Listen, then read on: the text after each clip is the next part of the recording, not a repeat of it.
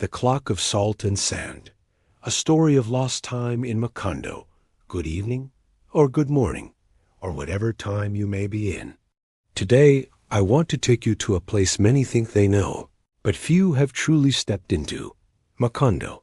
Not the Macondo of the yellowed pages and the jasmine scent of 100 years of solitude, but a Macondo that exists or existed in the folds of time, a Macondo that slips between reality and dream, like salt through your fingers or sand in a water clock. My story doesn't begin with the famous Bundia lineage, but with a forgotten man, a clockmaker named Elías Salgado. Elías was not a man of great ambitions or epic dreams.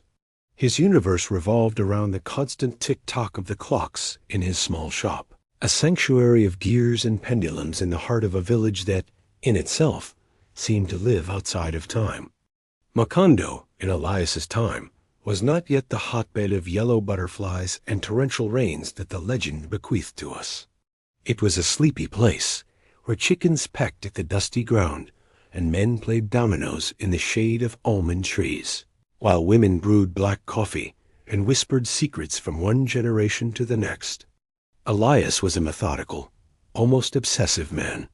Every morning, before the sun peeked over the hills, he was already in his workshop, his apron stained with oil and his loops hanging from his neck.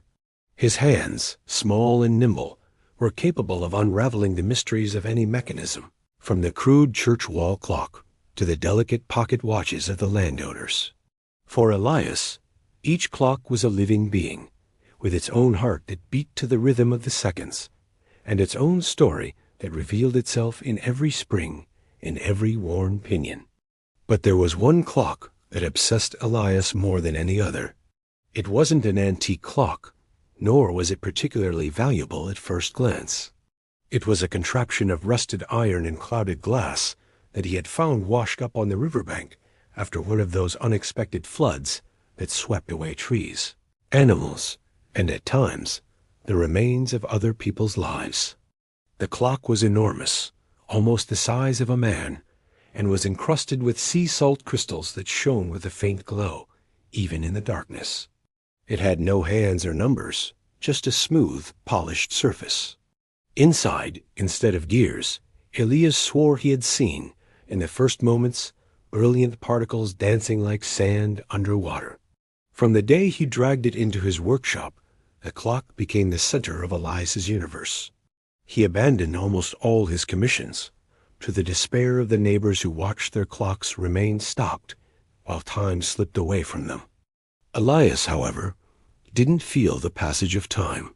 He ate little, slept less, and his eyes, once serene, now shone with a strange fever. He tried to disassemble the clock, but it seemed fused, a monolithic piece of metal and salt. He tried to clean it, but the salt crusts were part of its essence, like crystalline veins running through its body. Weeks turned into months. The town began to whisper. Elías Salgado has lost his mind, they said. He's fallen in love with a piece of iron and salt. But Elías didn't listen. He only listened to the clock's silence, a silence that, for him, was more eloquent than any tick-tock. Sometimes, in the deepest nights, he swore he heard a soft whisper coming from inside the contraption, like the sound of a wave breaking on a distant beach, or the hiss of sand sliding in a giant hourglass. One afternoon, as the sun was setting, coloring the sky in orange and purple, Elías felt a strange vibration. The clock of salt and sand, inert for so long, began to tremble slightly. The polished surface of its face rippled like water in a pond. And then, to Elias's astonishment, not a hand nor a number appeared, but an image. An image that was blurry at first, like a half-remembered dream, but which gradually became clearer. What Elías saw left him breathless. It was a scene from Macondo, but not the Macondo he knew. The streets were filled with people, not with the usual slowness, but with a frantic effervescence. The wooden houses had been replaced by brick and concrete buildings. There were cars, the kind he had only seen in old newspaper engravings, and a train, not the modest freight train that passed occasionally, but a long and gleaming train that spat smoke into the sky. The people wore strange clothes, with bright colors and designs Elias had never imagined.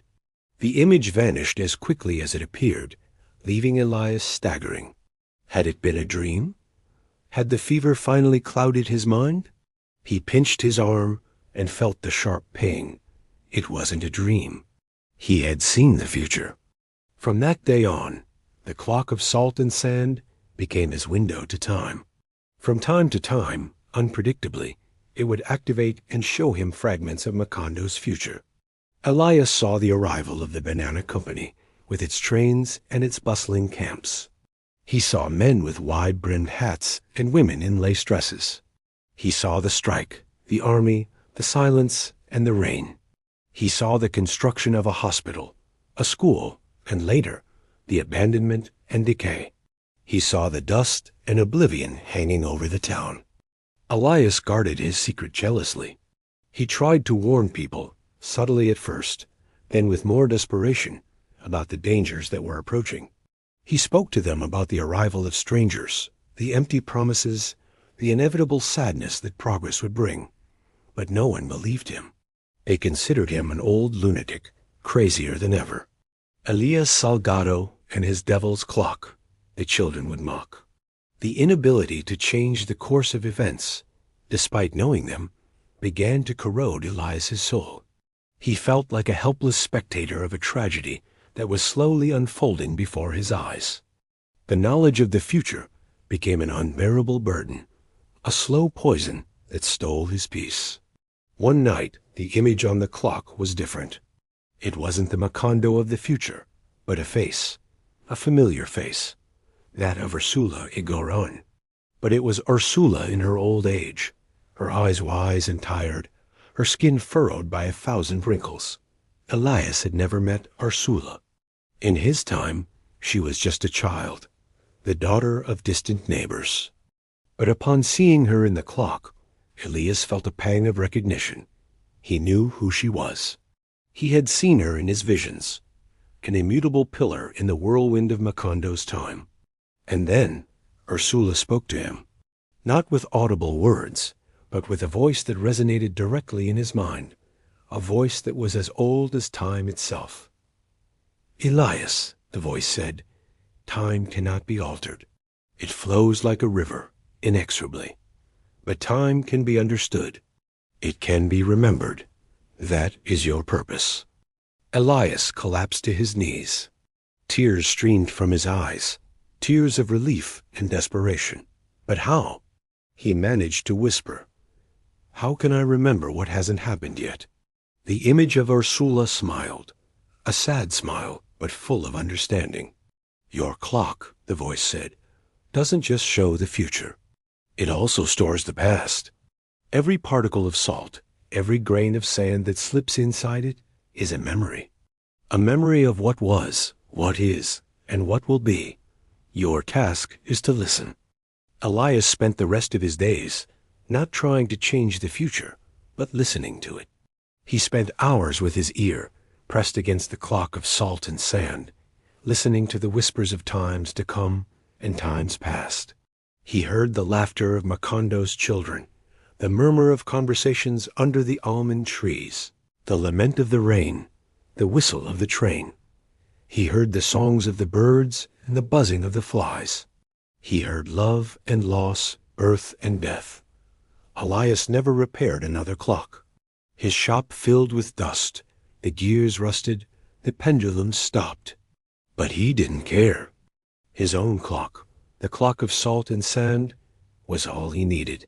With it, he traveled through the ages, a silent witness to the life of Macondo. He became the guardian of its memory, the custodian of its secrets.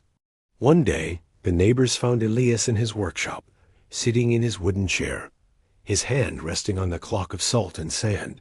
He seemed to be asleep, a faint smile on his lips. When they tried to lift him, his body disintegrated into a handful of fine salt and sand that slipped onto the wooden floor.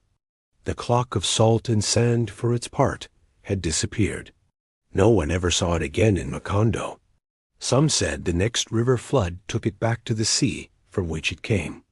Others, more romantic, believed it had merged with Elias, that the clockmaker had become time itself, the living memory of Macondo. It is said that sometimes on full moon nights, if you get close to the river where Macondo once was, you can hear a soft murmur. It's not the wind, nor the river, but the sound of thousands of stories, of thousands of lives slipping like salt and sand, told by a clock without hands, and by a clockmaker who became one with time. And so, my friends, my first story ends. A story of a forgotten man, a mysterious clock, and a town that, despite being fiction, feels as real as the salt in the sea and the sand in the desert. I hope you liked it, and that it invited you to reflect on time, on memory, and on those magical places that, even if they don't exist on maps, live forever in our hearts and in our stories. I'll see you next time with another journey to the confines of imagination.